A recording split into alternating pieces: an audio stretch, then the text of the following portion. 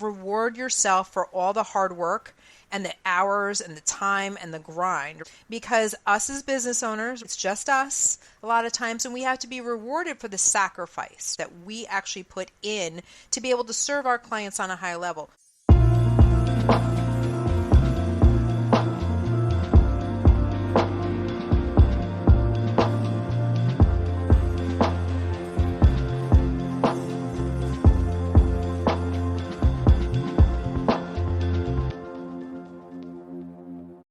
Well, hey, welcome back to the Amanda Kaufman Show. And we are continuing our series on the coaches that don't suck. Hello, Deborah. Welcome to the show. Hey, Amanda, how are you? So great to see you here today. I'm so excited to have you here. Now, dear listener, Deborah Angeletta is a former Wall Street trader with 30 and more years of finance experience, and is the owner of a business advisory practice. She helps business owners improve their cash flow, yay, and boost profits, woohoo, through her proven profit powerhouse blueprint, which has guided over 300 CEOs in recovering significant lost revenue. Deborah empowers entrepreneurs to gain clarity on their finances, make confident decisions, and scale their businesses for greater impact. So when Deborah and I met over LinkedIn, I had to invite her to the show because these are just a few of my favorite things. So Deborah, why don't you just take 30 seconds and catch us up on what are you working on lately, and what are you focused on? Yeah. Oh my gosh. It's so great to be here with you. Thanks so much for having me on. What I'm up to right now is how we met, actually, Amanda, over LinkedIn. I'm writing a book, so I'm doing a lot of research, and that's how we connected. And it's a really interesting landscape when you talk about the financial landscape and supporting small businesses. And traditionally, we're used to having two people in our business. Now, if you're small, you're not going to have like a CFO or you're going to hire in for a finance position. Typically, people have a bookkeeper, and then they have someone who does their taxes. And the work that I've been doing over the years in business advisory is that I've discovered this big gap between those two people that typically have these two resources in their business, and the gap and the hole that people are falling into, where they could get a lot more information and timely information to make better decisions to drive their business to profitability. Because what I discovered is starting to partner with these two functions that are very, very important for your business, but that doesn't complete everything, is that when it comes to having a business, you got to have a profitable business, and not all businesses are profitable. 1,000%. I've chosen to focus a lot in the expert industry, particularly working with coaches. And, coaches, we tend to get into this because we're, people, and we love being a part of other people's journey. And I know for me, I had a rude, shocking awakening when I was about 18 months into my business. I'd figured out how to acquire a client. I figured out how to sell. I figured out a lot of things. And so the money started flowing in, but I also wound up overextended financially. And I know I felt stupid. I felt like I should know better because my background was business before I went into entrepreneurship. But I very quickly learned that, business is more than bean counting. It's more than sales and acquisition. It's like all of the things playing together, right? In that sandbox. So I violently shoved into learning about profit and profit first and all of that. So what are you seeing right now today? I mean, this is such a timely interview. Just a couple of weeks ago, one of the biggest bookkeeping firms in the space closed very abruptly. They got acquired and then reopened really quickly. And I saw a lot of chatter on the feeds all about your bookkeeping, having your taxes prepared properly. I know when I was an entrepreneur in the earlier days, I was just like, this feels like a hassle. Can you talk to us a little bit about why people don't really think about the bookkeeping or the accounting in a proactive way, and it's very reactionary? That's what I saw on the feeds, was a lot of reaction to what happened there. Yeah. And I think a lot of times people are so consumed with the client getting, right? So it's the acquisition, it's the sales, it's the conversion, right? Because, in this space, that's the big, big problem that most people have. But what's really interesting, one of those talents that coaches tend to have, I call them revenue generators. Like they're just really good at generating revenue. And you have to recognize when you're that person in that space, like, wow, I can generate revenue. But now, and I totally get it, right? You're so immersed in helping your people and making sure you're up-leveling people and making sure they're getting what they need and what they want, that the finances, it's kind of like you think, oh, well, they'll take care of themselves because I have these two people in place. Hopefully you do, right? So that is really the first step. But then once you do that, they kind of sit in these two boxes siloed. And it doesn't come together, the financial picture fully. And then you have to start making decisions in the business. And the business owner starts shooting from the hip saying, well, I feel like, or I think, versus looking at data to drive those decisions. And all of those decisions can be made by looking at the data, but also having someone who can interpret it for you, give it to you in a way that you can understand it, because most business owners don't speak accounting speak. Right? You have to be able to speak from on a business owner to business owner level and have that conversation so that they can understand what it is that they need to do to make the right decisions in their business. Totally. I remember actually being kind of freaked out, and it took me a bit of coaching to realize that I even had a terrible relationship with the word profit. Because I had, come from a corporate environment and I had all this negative energy around that experience and that I'm going to be free, I'm going to be an entrepreneur and all this kind of thing.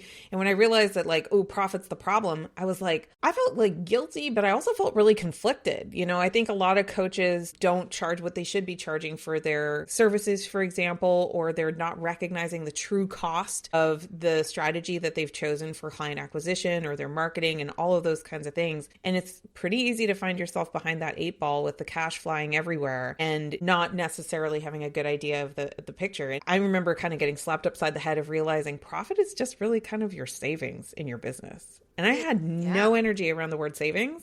I had all this energy around the word profit. So what are some examples of things that you see when you're working with people?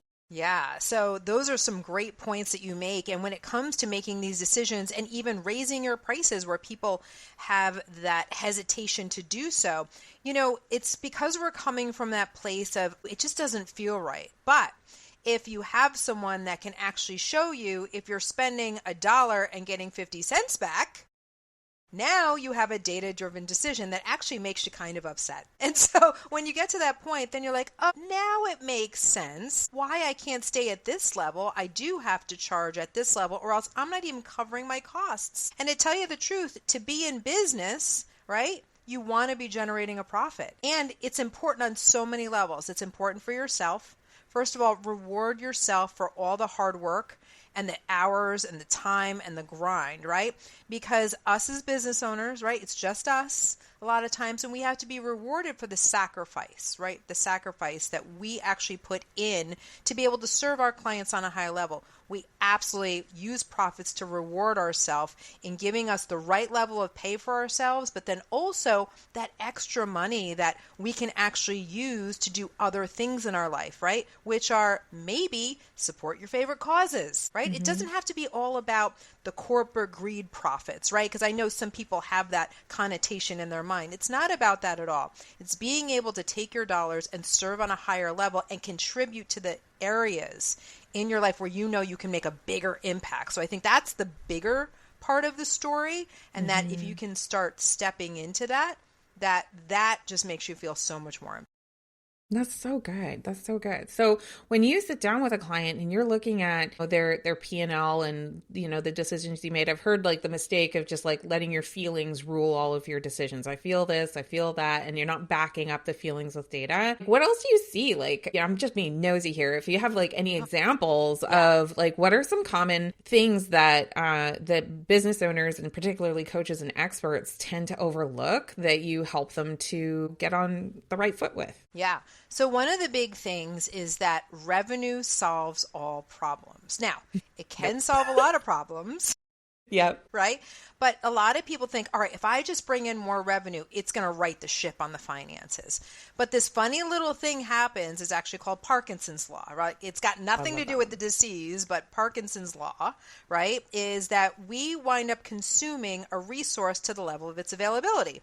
So let's kind of look at the example. Just say you're bringing in $50,000 a month in your coaching business, right? Great business, right?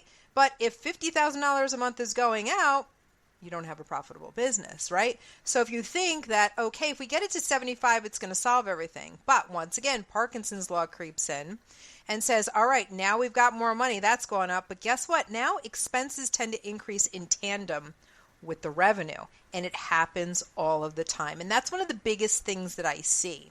So what's really cool, and it gives the business owner a lot of ease, right? It's like letting the air out of a balloon, where it's like, hey, listen, you don't have to, double or triple your revenue or do any crazy, gymnastics here, right?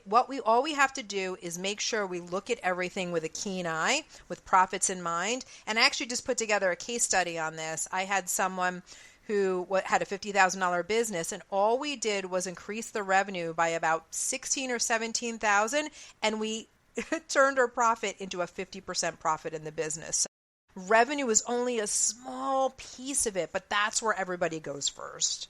It's so true. It's so true. I actually found myself in this situation about a year and a half ago, where I tricked myself into the psychology of I'll earn it back. Right? I'll earn it back. And I was in a period of like investment. I wanted to scale. I wanted to grow the business. And it took kind of that rude, abrupt moment of going like, oh my gosh, girl, you've got multiple months of losses that you're carrying here. And if you don't change the behaviors in the business, you won't have one. So we we fired our advertising agency. I let go of the strategy of having a sales team for the moment. And I say for the moment because a lot of these changes, they can be really painful, but you have to remember it's like, this is the thing that you're doing for the moment, for the longevity of the business. One of my favorite mentors, Tom Bilyeu, he says the CEO's job is to avoid a mortality event. And that's really where I felt like I was. But we slashed a huge amount of operating expenses. We changed from having multiple different CRM systems and automations all over the place and just sort of this tech splay. And we put it all into one streamlined system. I cut offers. I was just like, 2024 was a season of absolute slashing and burning. And it was also our most profitable year that we've had in a few years. And we didn't grow in magnitude, but the growth from doing that was just so tremendous that now in 2025, I'm much more optimistic about the future of the business. Yeah. And that's great that you did that. And these are kind of the problems that evolve. And really, in essence, these are pleasant problems to have because it means that you're growing and that you just need to grow into a new skill set. So it sounds like 2024 was your year to make sure that you looked at every single dollar going into the business, that it was working really hard, that you could get a maximum ROI on everything. That was the whole idea. And I was freaked out at the time because I was like, well, what if I run out of hours in the day to be able to serve enough clients? Or what if? And I was living in the land of what if. So, I really had to work on that. When you're working with someone, what are the steps that you tend to take people through? I mean, I just shared what I did because I knew kind of what to do. But when you're working with someone, I'm sure if I was working with you, it probably would have gone a lot smoother, a lot faster. So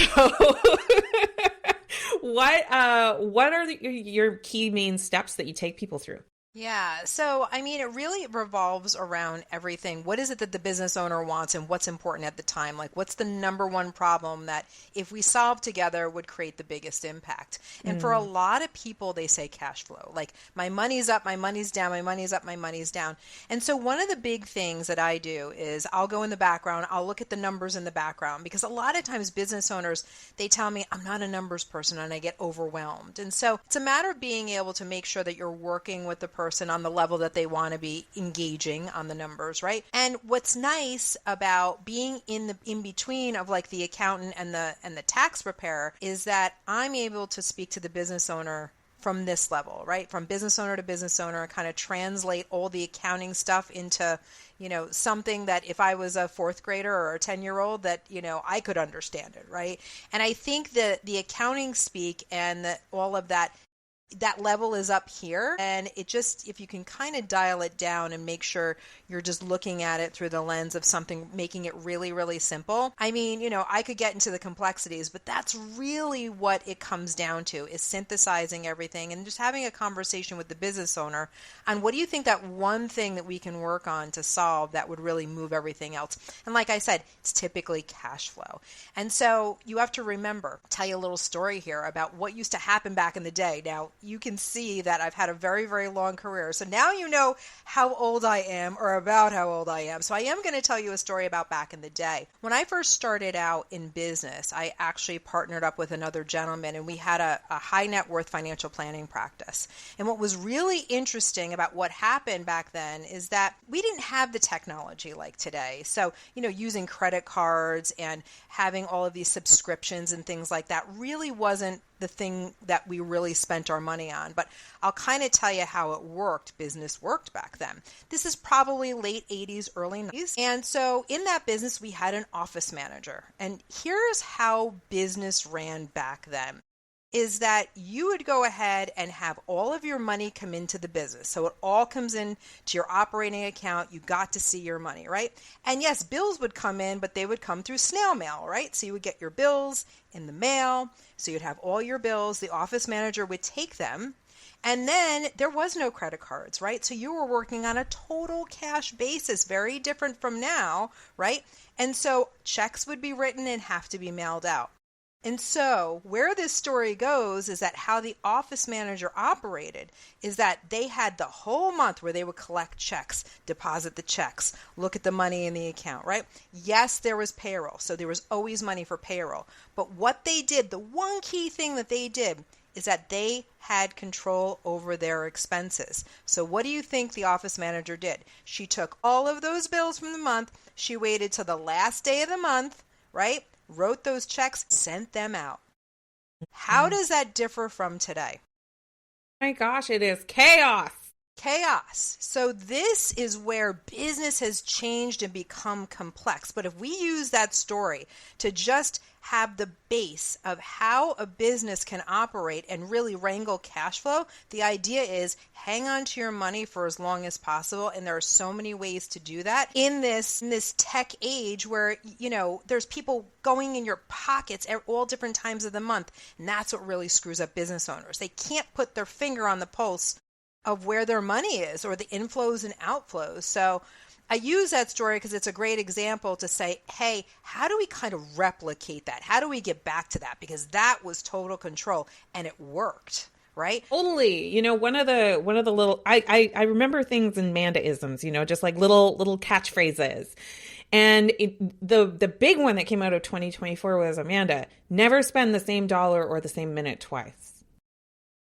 And it's basically that principle of like, hey, like the reason we get into trouble is because it's a problem of organization. We're not organized to see that we've already committed that dollar, or we're already committed to the debt repayment of the dollars we spent previously, or whatever that is. So we accidentally spend 50 cents out of that dollar that was already spent. And now you've got like a real problem. Yes. But it's so hard to see that problem. And one of the key things that I actually did in 2024 is I changed banks so that I could have multiple different bank accounts and use more of an envelope system. And it's very similar to what the office manager in your story does is, now when we're, processing our compensation or payroll, or we're paying out our contractors or whatever it is that we're doing it using Parkinson's law, but taking rather than operating out of one big operating account, we're operating on a rhythm and a system of these smaller accounts so that we can have a point in time